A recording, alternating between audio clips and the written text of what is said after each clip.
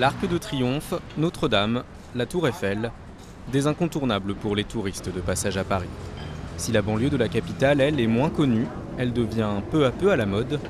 Jane et Michael arrivent tout droit d'Arizona. Aujourd'hui, ils visitent la ville de Saint-Denis, dans le nord de Paris. Un tourisme d'un nouveau genre pour voir plus loin que les monuments imprimés sur les guides en papier glacé. C'est très différent. Si on n'était pas venu exprès pour visiter cet endroit, on ne serait jamais venu. On ne serait sans doute jamais allé visiter la banlieue. En plus, on nous l'avait déconseillé. Michel est l'un de ses guides.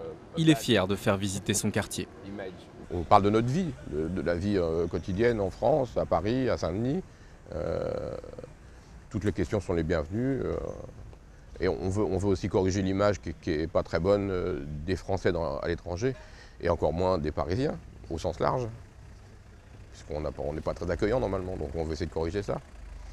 Michel organise ses visites bénévolement pour donner une autre vision des banlieues, souvent pointées du doigt pour la misère ou la violence. Michael et Jane sont conquis par cette approche originale. Ça restera un des moments forts. On va en parler à nos amis et on s'en rappellera. Ce concept touristique est né à New York et fonctionne de mieux en mieux à Paris.